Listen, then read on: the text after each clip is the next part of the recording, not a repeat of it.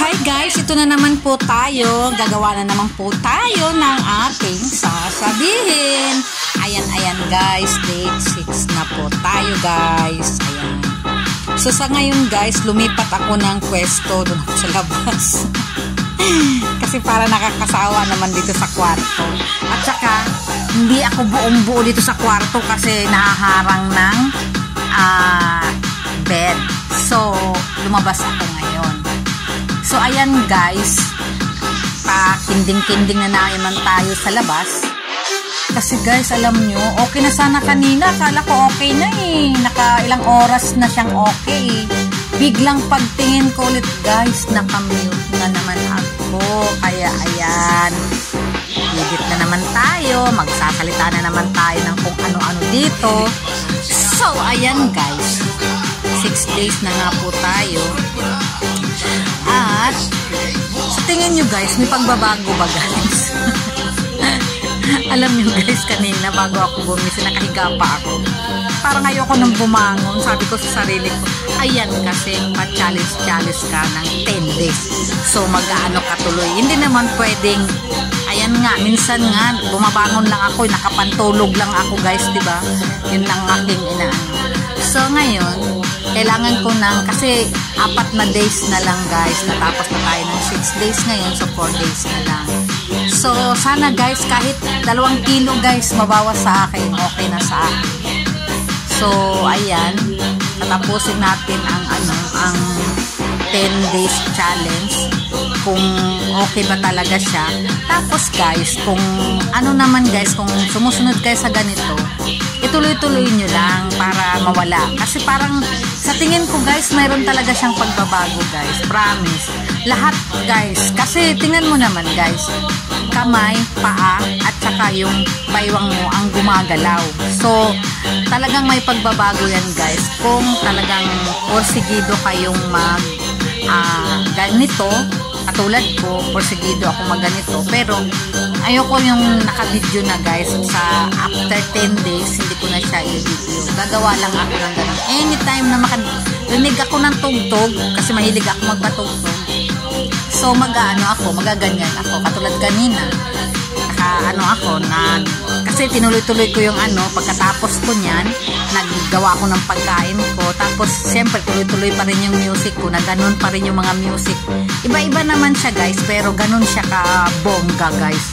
So, ayan, tumitigil ako kahit nagliligpit ako. So, masayaw ako guys. Kaya, ang pipiliin nyo talagang tugtog, yun talagang nakakainggan nyo. Kasi, kahit ayaw nyo, nadadala kayo sa tugtog. Kanina guys, parang ayaw kong bumangon. Alam niyo ba guys, bumangon yata ako mga 3:00 ng hapon. So, ayan, nagdadalawang isip ako kung gagawa ba ako. Pero ayan, may challenge kasi ako sa sarili ko. So, gagawin ko. So, ayan, tinuloy-tuloy ko.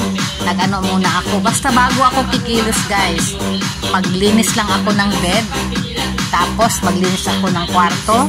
Tapos, ayan na, magbibihis na ako. Hilamos, magbibihis na ako. Ayan, magsisimula na ako na maganyan muna guys, bago ko simulan ang lahat. Kasi alam nyo ba guys, ayan na nga, natapos na ako sa na nagluto ako guys. Nasarapan baga ako dun sa air fryer na nag-iihaw ka ng manok doon. So, ayan, ako guys, nagawa ko yung kalahati kahapon, inubos ko lahat guys. Tapos nagayat ako ng lettuce at saka cucumber. Tapos yung mga fruits, no? Guys, alam nyo ba guys, nung pagkaluto guys, hindi ako umalis doon sa lamesa, nagpapak na ako kasi di ba masarap pag init. At dinala ko na rin yung lettuce at saka yung cucumber na ginayat ko. Kumain ako dun guys sa tabi ng nilulutuan ko habang nagluluto. Yung naluluto na, kasi yung mga maliliit naluluto ng mabilis. Guys, naubos ko lahat yung niluto ko guys. Nakakainis. Kaya yun ang tanghalian ko. Yun lang, manok na naka-air fryer. Tapos, lahat yun naubos ko.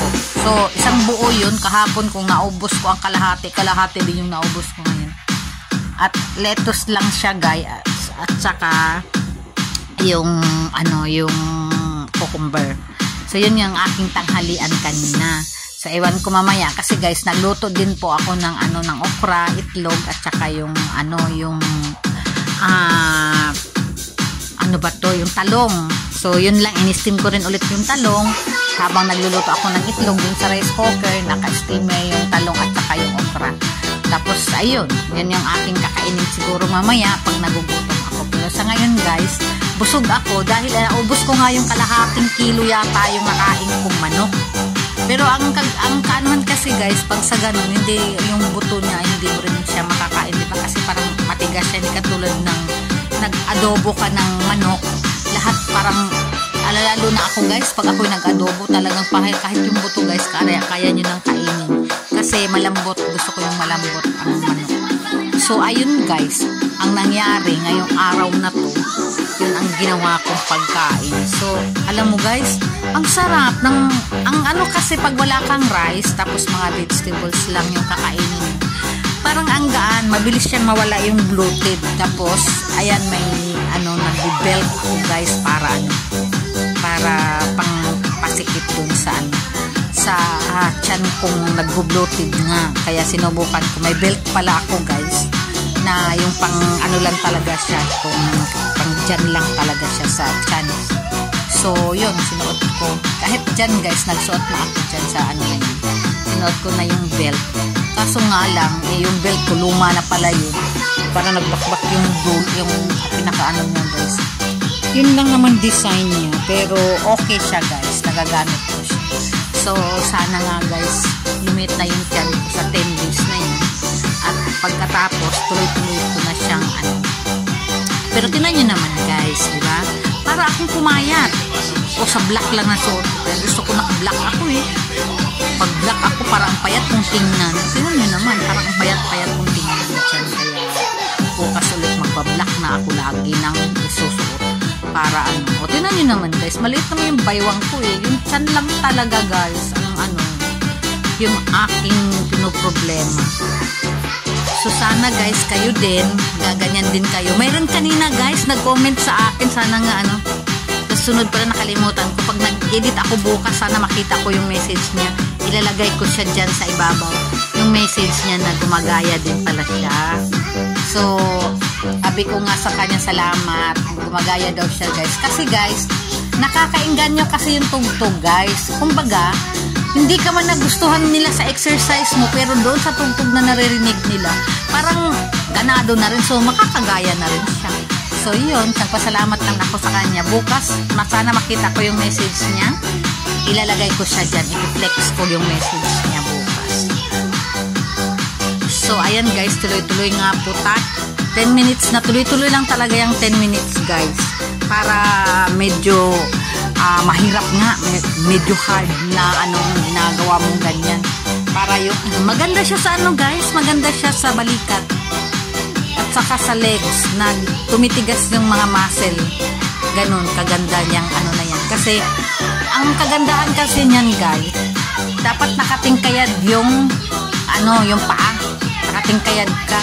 Pero tapos dapat nga dyan, hindi ka, yung baga nililiit mo yung tiyan mo. Nakakalimutan ko, kaya hindi ko nagagawa, kaya lumalaki pa rin yung tiyan. Pero ang talaga dyan, yun, yung parang paliitin mo yung tiyan mo. Yun yung dyan, dapat ang style dyan. Pero hindi kaya guys, kasi ganyan ang gumagalaw ka. Tapos 10 minutes kang nakaganon, oh my God, kaya pa kaya natin. Kaya sa mga guys, sa mga gustong dyan, sige, lumiit ang tiyan. Try natin to guys. Kasi, malay natin guys. Pero tingin ko talaga guys, tingnan mo, nabawasan naman yata yung hindi yata nabawasan yung timbang ko, nabawasan yung parang, ang ko kasi, yung katawan ko. Kasi, nagpapawis ka dyan guys. Yun yung kagandahan, yung pawis. Siyempre, malaking bagay yun guys, na nagpapawis ka sa isang araw. Alam nyo ba guys, sa tagal-tagal ko nagtatrabaho, bihira akong yung sa gym ako, ayun, nagpapawis ako. Pero yung mga sabihin mo sa trabaho, diba puro tayo aircon. So ngayon, ginagawa ko, nagpapawis ako. Kahit 10 minutes na pawis, kahit yun. Lagi na akong pinapawisan. Parang naging gaan ng pakiramdam. So ayun guys, sa mga gustong gumaya, gaya-gaya guys, para sa ating good health guys. Ayan, pang 6 days ko na ngayon. Ayan, diba? Thank you for watching guys. Bye for now. See you tomorrow. Bye bye.